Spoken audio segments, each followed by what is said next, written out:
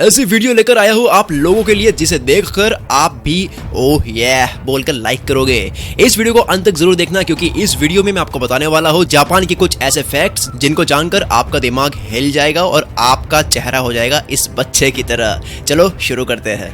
Fact number 1, Japan में 108 active ज्वालामुखी है। ज्वालामुखी पृथ्वी के अंदर पिघले हुए पत्थर, चट्टान और अलग अलग धातु का मिक्सचर होता है जिसका टेम्परेचर 1000 डिग्री सेल्सियस से भी ज्यादा होता है। आपको पता होगा 100 डिग्री सेल्सियस पर भी पानी भाप बनकर उड़ने लग जाता है, लेकिन मैं इससे भी 10 गुना ज्यादा गर्म 1000 डिग्री सेल्सियस की बात कर रहा हूँ। मतलब अगर आप ज्वालामुखी में गिर जाओ तो 1 सेकंड में उससे गर्म खोलते हुए लावा के पास पहुंचने से पहले आपके शरीर का मांस गर्मी से पिघलकर भाप बन जाएगा और लावा में आपकी हड्डियां पिघल जाएगी, डिसॉल्व हो जाएगी। ज्वालामुखी के साथ ही जापान में तो बार बार भूकंप आते ही रहते हैं। मतलब इतने भूकंप आते हैं कि एवरेज निकाला जाए तो एक साल में लगभग 1500 भूकंप आ जाते हैं। मतलब ऐसा बहुत कम बार होता है कि पूरे दिन में भी भूकंप ना आए।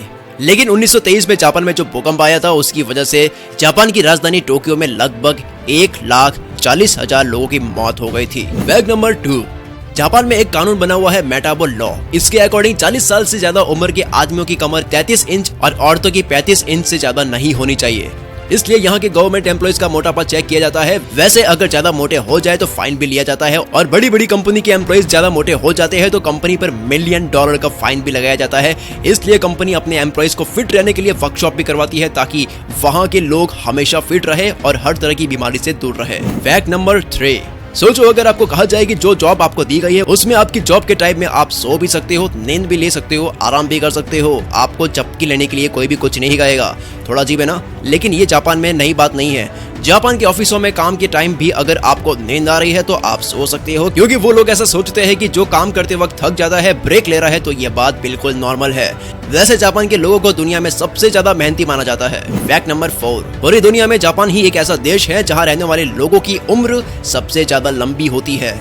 जापान में लोगों की एवरेज उम्र 83 इयर्स होती है, इसलिए दुनिया के सबसे ज्यादा 100 साल वाली उम्र वाले लोग जापान में ही होते हैं। जापान में 70,000 से भी ज्यादा लोग ऐसे हैं जिनकी एज 100 साल से भी ज्यादा है। फैक्ट नंबर 5, जापान का एजुकेशन सिस्टम दुनिया में सबसे अलग है क्योंकि यहाँ स्कूल के 3 साल तक बच्चों के एग्जाम्स नहीं होते हैं। एग्जाम्स की जगह उनको पढ़ाई की इंपॉर्टेंस समझाई जाती है ताकि वो बच्चे सिर्फ इसलिए ना पढ़े ताकि उनके पेरेंट्स भेज रहे हैं, बल्कि इसलिए कि वो खुद अपनी इच्छा से कुछ सीखने के लिए और लाइफ में कुछ अचीव करने के लिए पढ़े। और इसलिए जो बातें जापान में बच्चों को बचपन से ही स्कूल में सिखाई जाती है उनकी वजह से लाइफ के बारे में उनका पॉजिटिव एटीट्यूड आता है क्योंकि उनको नॉलेज और एजुकेशन की इंपॉर्टेंस समझाई जाती है। फैक्ट नंबर 6, जापान की पॉपुलेशन लगभग 13 करोड़ है, लेकिन इतनी पॉपुलेशन होने के बाद भी यहाँ पर बहुत कम लोग हैं जिनके पास में घर नहीं है। तो जापान में साल 2018 के डेटा के अकॉर्डिंग सिर्फ 5000 लोग ही ऐसे बचे हैं जिनके पास में घर नहीं है। मतलब ये बहुत बड़ी बात है कि 13 करोड़ की पॉपुलेशन वाले देश में सिर्फ 5000 लोग ही बेघर है। और जिस स्पीड से जापान में बेघर लोग कम होते जा रहे हैं उसे देखते हुए लगता है कि आने वाले 2-3 सालों के बाद तो जापान में एक भी इंसान ऐसा नहीं बचेगा जिसके पास में रहने को घर ना हो। नंबर 7, जापान में अगर आपको कुछ भी खरीदना है, जैसे कोई खाने की चीज आपको खरीदनी है, तो जापान में वेंडिंग मशीन्स लगी हुई है और वहाँ पे कोई वेंडिंग मशीन का मालिक नहीं खड़ा होता है जो आपको सामान देगा, बल्कि आप उस वेंडिंग मशीन से जो भी चाहो आप ले सकते हो, जैसे कि फ्रूट्स, बर्गर, कोल्ड ड्रिंक्स वगैरह। और जैसे ही आप वेंडिंग मशीन में पैसे डालेंगे आपको अपनी खरीदी हुई चीज मिल जाएगी। तो जापान में लगभग 50 लाख से भी ज्यादा वेंडिंग मशीन लगी हुई है। मतलब यहाँ डेली लाइफ में जरूरी चीजों को खरीदना बहुत ही आसान बना दिया है। फैक्ट नंबर 8, जापान की ट्रेन दुनिया के ऐसे ट्रेनों में से एक है जो सबसे ज्यादा सही टाइम पर चलती है, लेकिन अगर कभी लेट हो जाए तो यहाँ ज्यादातर ट्रेन सिर्फ 17 या 18 सेकंड ही लेट होती है। और अगर आप जापान की ट्रेन कुछ सेकंड के लिए भी लेट हो जाए तो ये बात वहाँ की ब्रेकिंग न्यूज बन जाती है। हाल ही में जापान की एक ट्रेन अपने टाइम से 20 सेकंड्स जल्दी आ गई। जी हाँ दोस्तों, ट्रेन लेट नहीं जल्दी आ गई। तो ट्रेन जल्दी आने की वजह से रेलवे ने माफी मांगी। तो इससे आप समझ सकते हैं कि वहाँ के लोग टाइम को लेकर कितने सीरियस है। Why are you so serious? Fact number 9, Japan की टेक्नोलॉजी तो पूरी दुनिया में फेमस है और इसका एक छोटा सा नमूना जापान का ये हाईवे है जो कि गेट टावर बिल्डिंग के 5वें, 6ठे और 7वें फ्लोर के अंदर से गुजरता है। मतलब दुनिया की सिर्फ एक ही ये ऐसी बिल्डिंग है जिसके अंदर से हाईवे गुजरता हो और बिल्डिंग के ऊपर लोग रहते हैं। आप सोच रहे होंगे कि उस बिल्डिंग में रहने वाले लोग गाड़ियों की आवाज से परेशान होते होंगे, लेकिन ऐसा नहीं है। हाईवे को ऐसी टेक्नोलॉजी से बनाया गया है कि बिल्डिंग में रहने वाले को कोई परेशानी नहीं होती है। मतलब रात को भी हाईवे से गुजरने वाली गाड़ियों की आवाज बिल्डिंग में रहने वाले लोगों को सुनाई नहीं देती है। तभी तो कहता है कि जापान की टेक्नोलॉजी पूरी दुनिया में सबसे आगे है।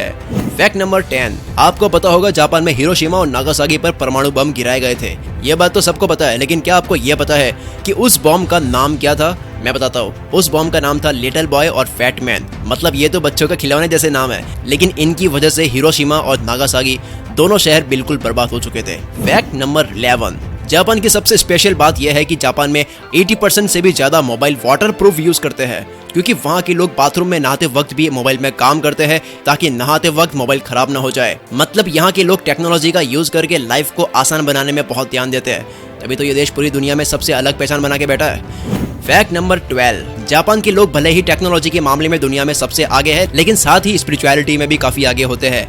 शौक की चीजें, दिखावा और डिवाइस से ज्यादा स्पिरिचुअलिटी को भी इंपॉर्टेंस देते हैं। जापान के लोगों का न्यू ईयर मनाने का तरीका भी बहुत अलग होता है। न्यू ईयर की खुशी में सबसे पहले मंदिर में जाकर 108 बार घंटियां बजाते हैं। ये वहाँ का रिचुअल है और इसी के साथ दिन की शुरुआत भी करते हैं। फैक्ट नंबर 13, एरिया या क्षेत्रफल के हिसाब से जापान राजस्थान से थोड़ा ही बड़ा है। मतलब जापान का एरिया कोई बहुत बड़ा नहीं है जितना यूएसए, चाइना और इंडिया का है, बट फिर भी जापान में 175 एयरपोर्ट्स है और जापान का हानेडा एयरपोर्ट तो एशिया का दूसरा सबसे बिजी एयरपोर्ट है। फैक्ट नंबर 14, हार्ड वर्कर होने के साथ ही जापान के लोग बहुत स्मार्ट भी होते हैं। जापान को एशिया में सबसे ज्यादा नोबेल प्राइज मिले हैं। यहाँ के लोगों को एशिया में सबसे ज्यादा नोबेल प्राइज मिले हैं और दुनिया में 8वें नंबर पर सबसे ज्यादा। फैक्ट नंबर 15, अब हम बात करेंगे माइंड ब्लोइंग जापानीज वाटरमेलन के बारे में। जापान में जो तरबूज मिलते हैं वो देखने में और आकार में दुनिया के दूसरे देशों में उगने वाले तरबूज से बिल्कुल अलग होते हैं। क्या आपने कभी चौकोर तरबूज देखा है? आप सोच रहे होंगे कि यार तरबूज चौकोर कैसे हो सकता है, लेकिन जापान में ऐसा होता है। एक्चुअली वहाँ के लोग खेती में भी नए नए आविष्कार करके बैठे हैं, इसीलिए पूरी दुनिया में सिर्फ जापान ही ऐसा देश है जहाँ गोल नहीं बल्कि चौकोर तरबूज उगाए जाते हैं। तो अब आप सोच रहे होंगे कि यार जब गोल गोल अच्छे तरबूज उगाए जा रहे थे तो उनसे क्या दिक्कत थी, जो शेप ही चेंज कर दिया? एक्चुअली ये मजे के लिए नहीं किया गया है, इसके पीछे रीजन है कि बहुत सारे गोल गोल तरबूज रखते टाइम उनके बीच की जगह काफी रह जाती है, लेकिन चौकोर तरबूज रखते हैं तो खाली जगह नहीं रहती है और ज्यादा तरबूज रख पाते हैं। What A life changing innovation. तो आप इन सभी बातों से अंदाजा लगा सकते हैं कि जापान वर्ल्ड के दूसरे देशों से कितना अलग है। फैक्ट नंबर 16, आपको इंडिया के तेजस और AMCF फाइटर जेट के बारे में पता ही होगा। फाइटर जेट बनाना किसी देश के लिए बहुत बड़ी बात होती है, क्योंकि इसको बनाने में 10 से 15 साल लग जाते हैं, भले वो देश कितना ही ज्यादा विकसित हो। फाइटर जेट का इंजन बनाने में भी काफी साल लग जाते हैं, फिर भी सही से नहीं बन पाता। चाइना दुनिया की दूसरी सबसे बड़ी इकोनॉमी होते हुए भी अमेरिका के फाइटर जेट जैसा पावरफुल इंजन अभी तक नहीं बना पाया है। तो आप समझ सकते हैं कि एक फाइटर जेट बनाना जिसको पायलट चलाता है और उसे बनाने में पूरे देश के साइंटिस्ट लग जाते हैं, इससे भी नेक्स्ट लेवल यानी कि फ्यूचर की टेक्नोलॉजी पे जापान ने काम करना शुरू कर दिया है। और 2030 तक बिना पायलट का यानी कि अनमैन्ड फाइटर, जिसमें कोई आदमी नहीं होगा, वैसा जेट बनाने वाला है जो फाइट करेगा लेकिन उसके अंदर कोई आदमी नहीं है। मतलब कुछ सालों में जापान ऐसे हथियार बना लेगा जिसके बारे में दूसरे देश केवल सोच रहे होंगे। और ध्यान रहे ये सब उस देश में हो रहा है जहां एक महीने में 100 से भी ज्यादा बार भूकंप आ जाता है। अगर ये वीडियो आपको पसंद आई तो अभी लाइक करो, सब्सक्राइब किए बिना मत जाना। इस तरह की वीडियो आपके लिए लेकर आता ही रहूंगा और आपको एंटरटेन करता ही रहूंगा। अभी सब्सक्राइब करो, लाल बटन पे क्लिक करके पास में जो घंटी दिख रही है उस पे भी क्लिक करके और नोटिफिकेशन ऑन कर दीजिए।